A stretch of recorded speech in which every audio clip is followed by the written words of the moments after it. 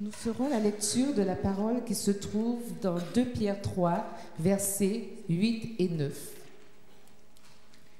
Mais il est une chose, bien-aimés, que vous ne devez pas ignorer, c'est que devant le Seigneur, un jour est comme 1000 ans, et 1000 ans est comme un jour.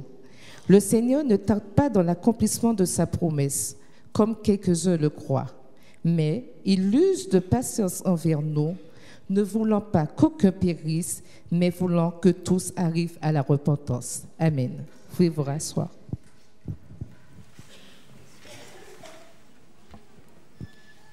Frères et sœurs, amis visiteurs, internautes, enfants et jeunes, avant de partager le message que j'ai demandé au Seigneur de m'inspirer ce matin pour vous, j'aimerais adresser 3 messages personnels. 3 short message system, SMS, si vous préférez. Le premier, c'est bonjour. Le deuxième, c'est bon sabbat. Le troisième, eh bien, c'est bonne année. Chaque année, en effet, à la même époque, nous avons coutume de souhaiter nos vœux à nos proches, à notre entourage, et on peut le faire, semble-t-il, jusqu'au 31. Nous sommes le 13, donc je vous souhaite à tous une très bonne année dans le Seigneur.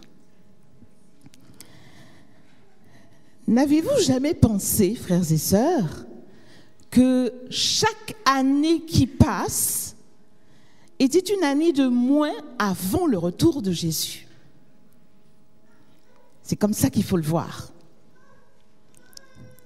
Et avec raison, Paul, l'apôtre Paul, nous dit que le salut est plus près de nous que lorsque nous avons cru, dans Romains 13, verset 11. Et avec raison aussi, nous pouvons nous demander si Dieu contrôle toujours l'histoire. En effet, les années passent, les signes défilent sous nos yeux, nous naissons, nous vieillissons, nous mourrons, et Jésus n'est toujours pas revenu. Serait-il en retard? Si oui, pourquoi? Et sinon, pourquoi n'est-il pas revenu? Sur ce point, l'apôtre Pierre nous rassure. Et dans le texte qui a été lu tout à l'heure par notre sœur, dans 2 Pierre 3, verset 9, l'apôtre Pierre déclare que le Seigneur ne tarde pas dans l'accomplissement de la promesse, mais il use de patience envers nous, ne voulant qu'aucun périsse, mais voulant que tous parviennent à la repentance. Non, le Seigneur n'est pas en retard. Tout est sous son contrôle. Voilà qui est dit. Je pourrais donc m'asseoir et puis ce serait terminé. Mais je vais quand même développer en racontant une histoire. Alors je sais qu'il y a beaucoup d'enfants parmi nous. Les enfants, soyez attentifs. Et je sais que les grands aiment aussi les histoires. Alors tout le monde, soyons attentifs. C'est une histoire vraie. Une histoire de la vie de Jésus que l'on trouve dans Jean 11. Cela se passe dans le village de Béthanie, en Judée, dans la banlieue de Jérusalem. Là vivent 2 sœurs, Marthe et Marie, ainsi que leur frère, Lazare. Marie, la plus jeune, est une femme, ce qu'on appelle de mauvaise vie. Et la Bible précise d'ailleurs qu'elle a beaucoup de péchés à se faire pardonner. Mais au contact de Jésus, sa vie est transformée. Elle voue à Jésus une véritable adoration. Elle ira même jusqu'à verser ce qu'elle a de plus précieux, un extrait de parfum. Et les femmes connaissent bien cela, un extrait de parfum, c'est-à-dire, comme son nom l'indique, quelque chose d'extrêmement cher. Elle va donc le verser sur la tête et les pieds de son maître, Jésus, et elle va essuyer ses pieds de ses longs cheveux. Quant à Marthe, la sœur aînée, excellente maîtresse de maison, soucieuse du moindre détail, elle sait se mettre en quatre pour recevoir le maître, lui faire plaisir, lui servir un savoureux repas et lui procurer un repos qu'il s'octroie de temps en temps. Jésus aime à se rendre dans ce foyer. Il sait qu'il peut compter sur l'affection de chacun de ses membres. Il est devenu l'ami de la famille. Et il n'hésite pas, quand il est dans les environs, à venir y passer la nuit. Aussi, quand un jour, Lazare, le frère, tombe gravement malade, les deux sœurs envoient un message, un simple message à Jésus. « Seigneur, celui que tu aimes est malade. » Inutile de dire plus. C'est son ami. On n'a pas besoin de dire à un ami, un véritable ami, ce qu'il doit faire. Jésus comprendra tout de suite. Il se dépêchera d'arriver au chevet de son ami Lazare. Il le guérira. N'a-t-il pas guéri plus d'un malade en Israël? Aussi, les deux sœurs sont patientes. Elles sont confiantes. Elles veillent leur frère. Mais Jésus ne semble pas pressé. Il ne semble pas pressé de venir au chevet de son ami. Il reste encore 2 jours là où il est avant de se décider enfin à partir pour Béthanie. D'ailleurs, à réception du message, il a déclaré: cette maladie n'est pas à la mort, mais elle est pour la gloire de Dieu, afin que le Fils de Dieu soit glorifié par elle. Il a même ajouté que Lazare dort et que lui, Jésus, est bien heureux de ne pas être présent à son chevet à Béthanie. C'est à n'y rien comprendre. D'ailleurs, les disciples non plus ne comprennent pas. Ils ne comprennent pas le sens de ce que dit Jésus. Mais par solidarité et par amour pour lui, ils vont l'accompagner lorsqu'il décide enfin de se rendre à Béthanie, en Judée donc, et ce malgré le fait que par 2 fois déjà, les Juifs ont cherché à le lapider là-bas. La route n'est pas très longue pour aller à Béthanie. 15 stades. Quand on sait qu'un stade vaut 185 mètres. En multipliant par 15, on obtient à peine 2 km 775 exactement. 2 km 775. Qui ne pourrait pas faire cela même à pied quand la vie de son meilleur ami est en jeu? Mais Jésus, contre toute attente, prend tout son temps. Encore le temps de guérir des malades, encore le temps de soulager la souffrance humaine. Il traîne, dirait-on, car on a même l'impression qu'il retarde volontairement son arrivée à Béthanie. Drôle de façon de montrer son amitié, n'est-ce pas?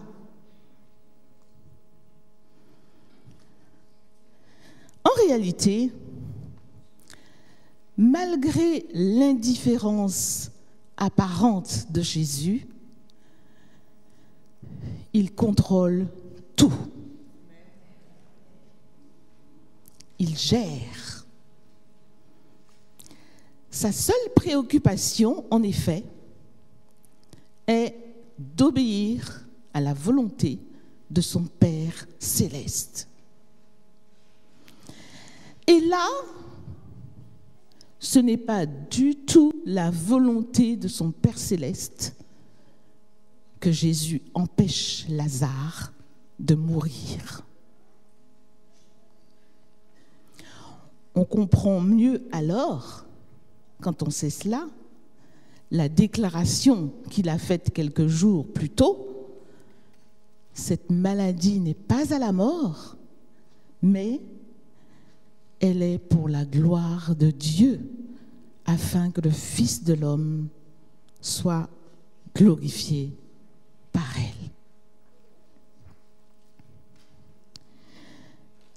Jésus arrive quand même à Béthanie, même s'il a pris du temps, mais il y arrive. Et là, il est en présence de ce qu'il savait déjà du reste. Lazare n'a pas survécu. Il est même enterré depuis 4 jours. Marthe et Marie sont effondrées. Elles ne comprennent pas que Jésus ne soit pas venu à temps et ait mis 4 jours pour faire 2 kilomètres à peine. Marthe court au-devant de lui et lui adresse cette phrase. « Si tu avais été là, mon frère ne serait pas mort. » Et Marie, elle lui dira exactement la même chose, mot pour mot, quelques instants plus tard. Mais au-delà de ces mots, quel reproche cinglant. Traduisez, mais Seigneur, nous t'avons envoyé un message. Tu n'as même pas daigné répondre. Maintenant, c'est trop tard. Tout espoir a disparu. Nous ne comprenons pas, Seigneur, pourquoi tu as été si long. Certes, les sœurs savent que Jésus est le Fils de Dieu. Certes, elles savent que leur frère ressuscitera au dernier jour. Mais pour l'instant, elles sont inconsolables. Car elles sont persuadées que cette mort aurait pu être évitée si seulement le Seigneur n'avait pas été aussi long. En retard de 4 jours. Est-ce pensable? Et même si Jésus leur assure qu'il est la résurrection et la vie, elles ne sont pas en état de comprendre. Elles ne sont pas en état d'intégrer ces paroles. Il y a comme un blocage.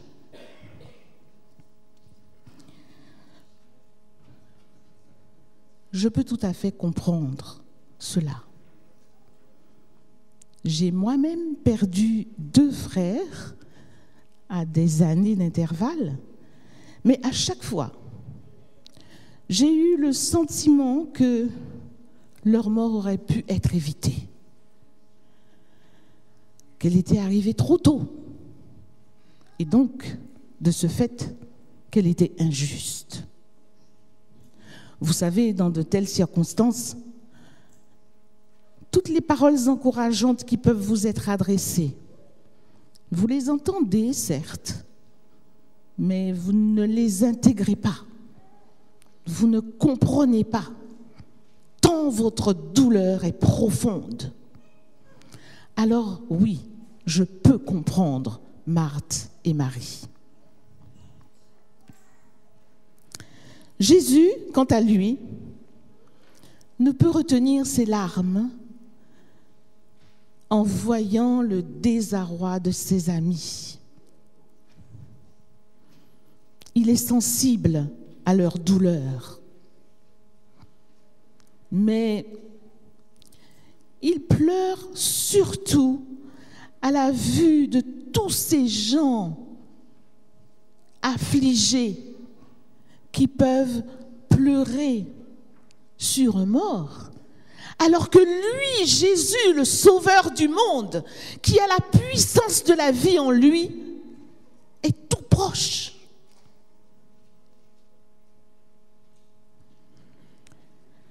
Quand il demande de le conduire au sépulcre, un sursaut de bon sens fait réagir Marthe. « Seigneur, il sent déjà. Il est là depuis 4 jours. » En effet, les méthodes de conservation réfrigérée que nous connaissons maintenant n'existaient pas à l'époque. Derrière ces mots de Marthe, traduisez encore « Mais Seigneur, tu ne comprends pas. Oui, tu as déjà ressuscité des morts, mais pas à ce stade-là. Après 4 jours, l'état de décomposition de notre frère ne permet plus aucun espoir. On t'a attendu. On t'a attendu pourtant. Mais toi, tu as pris tout ton temps. Et voilà le résultat. Tout espoir a disparu. Pourtant, c'était ton ami.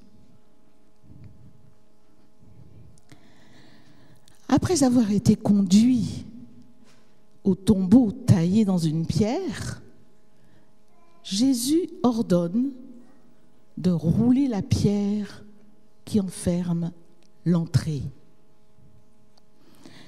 Mais, chers amis, certes, la mort a accompli son œuvre dans Lazare.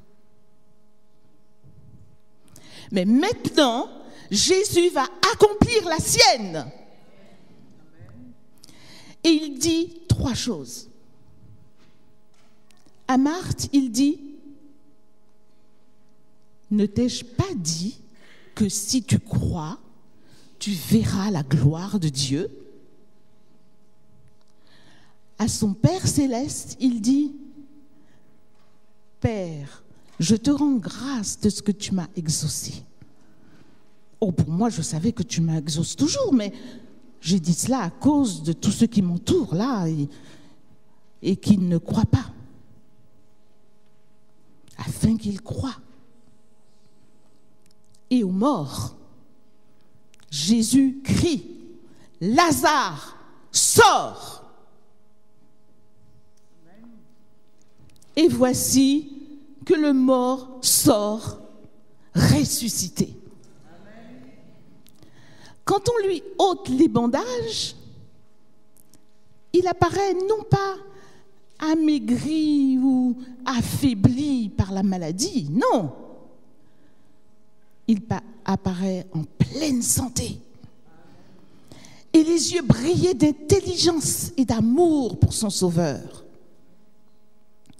Oui, chers amis, Jésus est vraiment la résurrection et la vie. D'ailleurs, plusieurs des nombreuses personnes venues consoler Marthe et Marie vont croire en la divinité de Jésus. Et ainsi, Dieu est glorifié et Jésus est glorifié. Alléluia.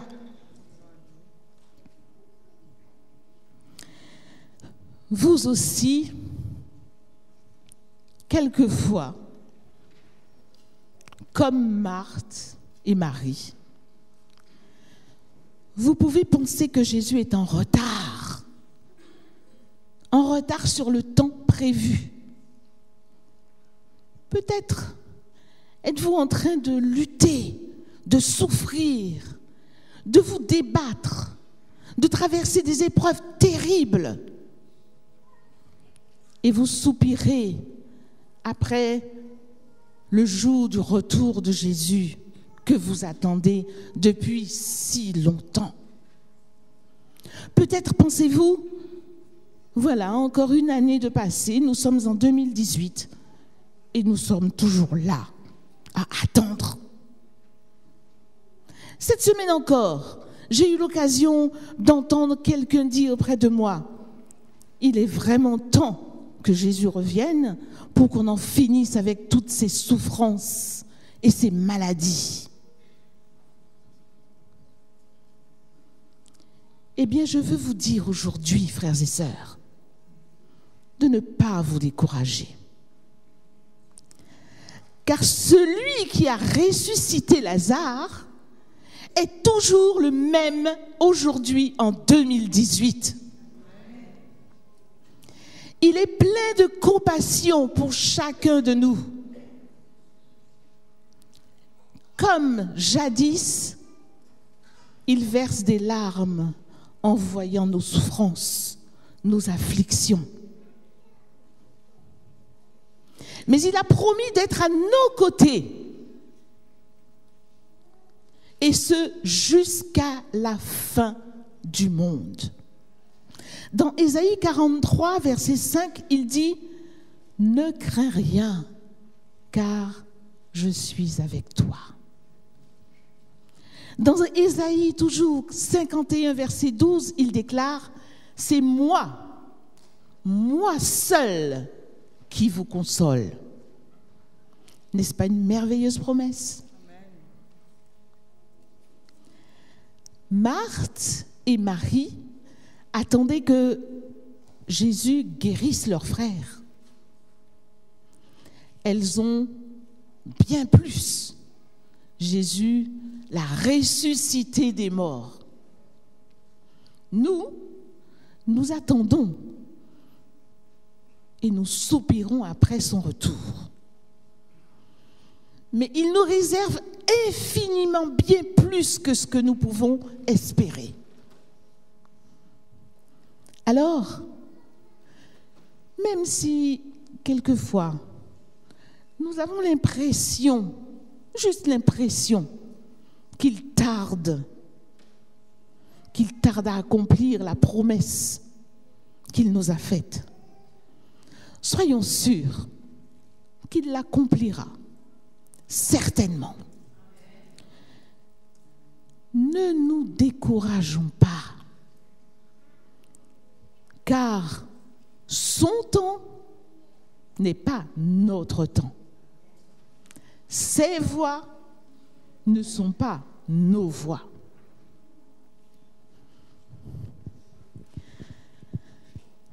Le Seigneur veut que tous parviennent à la repentance. Pour cela, il donne encore à ceux qui n'ont pas encore entendu parler de lui, il leur donne encore le temps de le faire. et le temps de se repentir. Aussi, même si nous pensons qu'il est en retard de 4 jours, de 4 ans, de 40 ans, notre Seigneur est toujours à l'heure prévue, à l'heure fixée par le Père Céleste, à l'heure où nous n'y penserons pas.